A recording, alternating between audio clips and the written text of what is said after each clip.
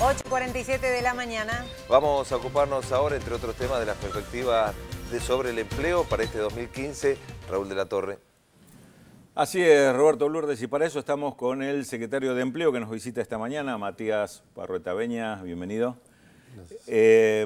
Conocimos un dato, comentamos esta semana del dato que se conoció de enero sobre empleo registrado en el sector privado. Una recuperación que es importante por el ciclo que traíamos con las dificultades que padeció el país a raíz de la situación externa. ¿Cómo podemos analizar este dato? ¿Qué importancia tiene?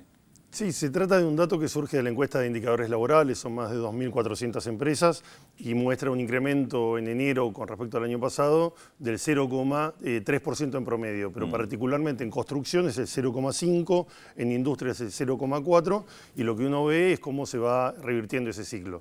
De todas maneras, el último dato del último cuatrimestre del año pasado ya mostró con respecto al tercer trimestre una baja del 7,5 al 6,9%.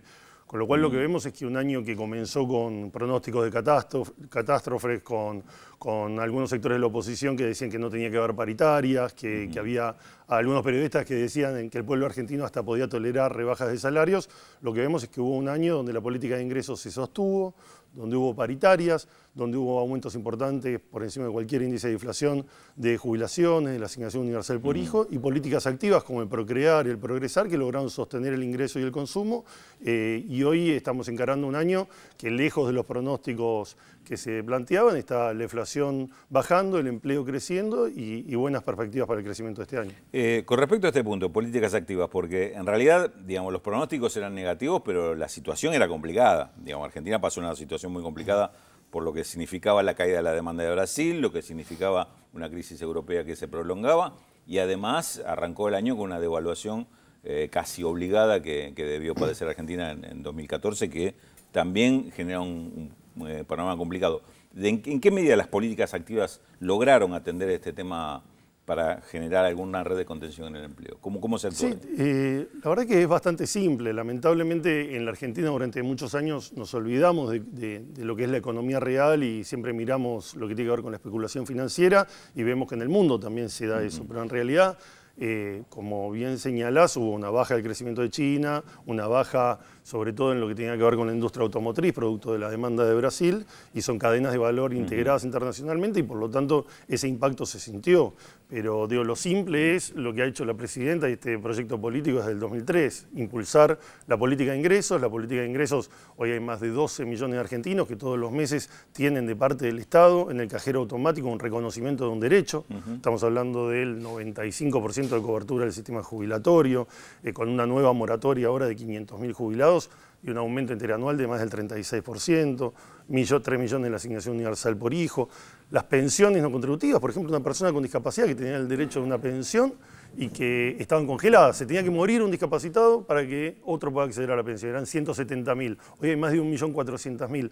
Todo eso hace que haya consumo y en cada pueblito del interior del país, es decir, ese es dinero que cada uno de estos argentinos consume en su comercio, en las diferentes localidades. Eso moviliza el mercado interno y permite sostener el empleo.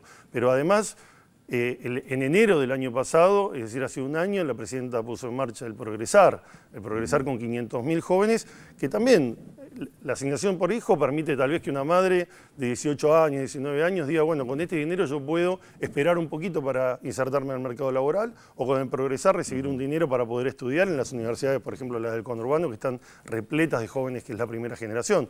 Después tuvimos el Procrear, que fue creciendo muchísimo este año, el Procreauto. Es decir, ahora 12, es un conjunto de herramientas que son las que explican estos resultados, pero fundamentalmente el compromiso de trabajadores y de empresarios, que más allá de lo que sale a veces en algunos diarios, se sientan en el Ministerio de Trabajo, acuerdan y siguen creyendo que, bueno, que este es el camino que les permitió crecer a las empresas y generar la enorme cantidad de puestos de trabajo, y hoy tenemos una nueva Argentina en términos de los puestos de trabajo. Sí, políticas activas que hay que recordar hacia 2002, 2003 habían desaparecido, la década de 90 había barrido con esto. Yo siempre recuerdo el dato de que el Ministerio de Trabajo se había quedado con 5 inspectores para hacer las inspecciones para fiscalización de empresas en todo el país. Tenía 5 inspectores. Era un ministerio, así como gran parte del Estado, devastado. que eran justamente un conjunto de políticas que fueron esas que se plantearon en el consenso de Washington, ¿no? Donde nos decían permanentemente que había que hacer ciertos deberes, lo mismo que ahora, y que eso iba después a traer buenas consecuencias. Entonces, el primer deber era privatizar y regalamos todas las empresas públicas. Después el segundo deber era terminar con las jubilaciones y por eso se rebajaron las cargas patronales y se creó el sistema de FJP. Después había que bajar el salario de los empleados públicos y de los jubilados. Después había que echarlos. Y cada vez que tomábamos esas medidas nos pasaba lo mismo que pasa en aquellos países donde estas recetas se aplican. Cada vez están peor.